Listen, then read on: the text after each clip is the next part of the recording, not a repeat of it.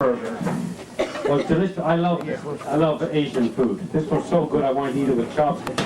But it was really good, and it was spicy, and I really enjoy that. And I'd like you to describe for our guests tonight exactly what you put in that after years of the foreign service, what you were able to contribute to tonight's breakfast.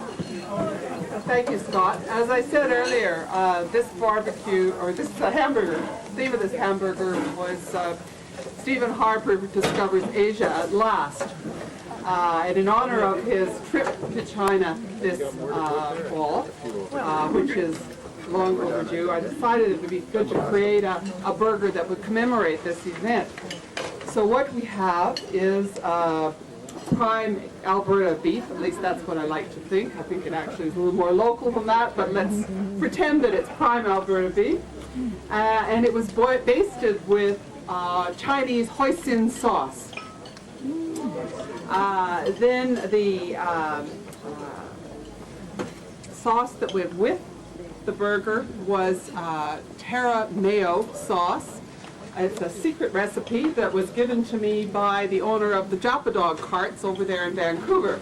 I don't know if you've seen some of those, but on a lot of the street corners they're making hot dogs with these absolutely wonderful Japanese sauces and condiments, and one of the most popular is Terra mayo. So we have Terra mayo sauce on the hamburger. And then just to lighten the hamburger, and to cut the sweetness of the hoisin sauce and the teriyaki sauce, we have a cucumber relish, a cucumber and red pepper relish, which is done in rice wine vinegar, and added to that just for a little piquance, so that Mr. Harper will perhaps remember there's some liberals back there watching what he's doing, a little liberal piquance. We have some ginger.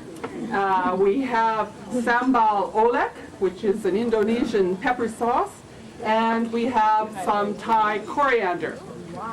So that is the Stephen Harper Memorial Hamburger, if you like. Now I was going to suggest that I'd serve this with a side of craft dinner. Because I think it'd be really great if Mr. Harper could just have something to remember home by while he's over there. Craft dinner is a delicacy where I come from. Now that is one uppity burger. Right. Now it is delicious, and I enjoyed it immensely. It is it's a lot of work, that burger. I mean, that's the burger, like, you know, I'm used to getting home Friday nights about 11 o'clock, having a couple beer, firing up the barbecue, making burgers. Time I, do all of that, like, I mean, this is a really tough one to imagine that statement. I could do that in Nova Scotia, but I couldn't even find those ingredients in Nova Scotia if I tried to. But this was really terrific, and I want everyone to give a warm round of applause to Anne for the burger that pisses Stephen Harper off the most right here. Can I just borrow this for a moment? I did follow the local food rules. All of the things that were in this hamburger are available down the road here at Pepper's Supermarket. Thanks very much.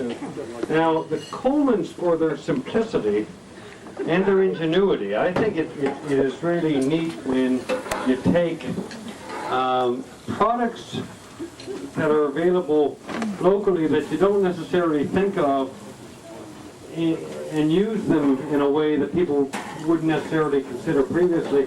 For instance, you folks used a secret ingredient, and it was delicious. And I know what HP sauce is. We get that in Nova Scotia even before you get it here. But the other secret ingredient that I thought was really terrific, if you could tell us what that secret ingredient is. Well, I really can't, and I'd like to thank you at the start for recognizing me for my simplicity. I get that quite often. It does. It's actually an English salad sauce. It's a salad English vinaigrette cream sauce that nobody ever uses with burgers, and yet it's absolutely delicious with a whole bunch of things. So not only was it on the bun, we actually cooked it in the burger.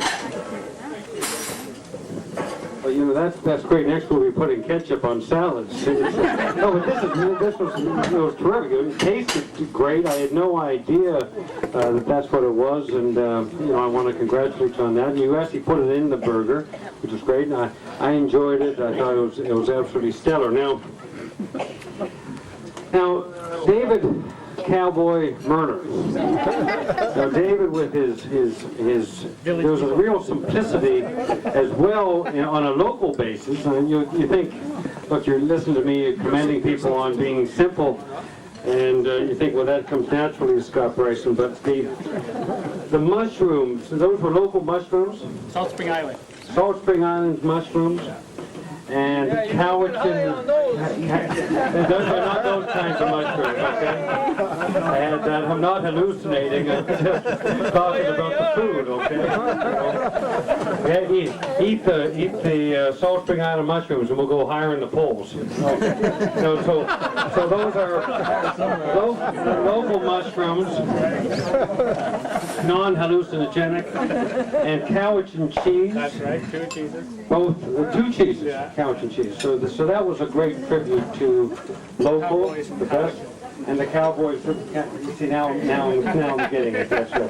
I bet you can't wait to get home and get changed. No, that's and we have and the Cowgirl burgers as well. Rebecca made. Rebecca, did you do that? Yeah. You're quite an artist. That's terrific. That's really great. Well, and Caroline, well, thank you. This was wonderful. I really enjoyed it. This is the one that I thought in my writing we have a company called Fox Hill Cheese Company, and I often try to use their products when we're doing the burgers at home, and that's what I thought of when it tasted kind of like the Cowichan cheese. So congratulations on that. Now, thank you very much, and let's hear it, David. Now, Tara, where's Tara? Tara. Now, Tara is not only new, you're the first time counselor here, but also has some familial relationship to bathtub racing, I understand. Well, I understand bathtub racing because I am a champion pumpkin paddler in Nova Scotia in my riding. We have an annual pumpkin race where 200 and 300 and 400 pound pumpkins are hollowed out and you paddle them across the lake. I mean, let's face it, anybody can paddle a bathtub across the lake, but try paddling a pumpkin. I mean, a pumpkin like that. Bathtubs don't fall apart in the middle of the lake like a pumpkin does, but anyway, I digress. But Tara, well, I thought it was bathtubs. Oh, it's teacups. Okay, you guys are. Okay. I get confused. Okay. Now, so these, I want you to explain the burger to these folks as eloquently explained it to me. Well, my burger, like others, you know, the essence of it really does come in the simplicity of it all. Unlike Shannon's burger, who I can't even remember the ingredients, never mind pronounce the ingredients of Shannon's, but mine is very... We're not here to take swipes at the other. This is not question period. We're not here to take swipes at the other guys. Okay, just talk about your own damn burger. It may be that my competitive edge is coming out. I just want to point out that he did boil several... Just talk about your own damn But the other thing I want to discuss, and you're nominating the winner here, I just want to, you know, it's not for me to influence the judge here, but there are many indicators of successful burgers. But I also want to say the tomatoes in my burger were homegrown out of my backyard, so that's very local. And other organic ingredients like the avocado, which Keith boiled for his burger.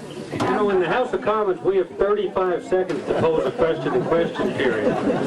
You've been going on 2 minutes talking about your burger and other people's burgers. Now, come on, you got to get the point. So the real key to my burger is the chipotle sauce, which is a mixture of Hellman's mayo and sour cream without any of the reductions, not 1%, 2%, the whole shebang, with ground up chipotle pepper.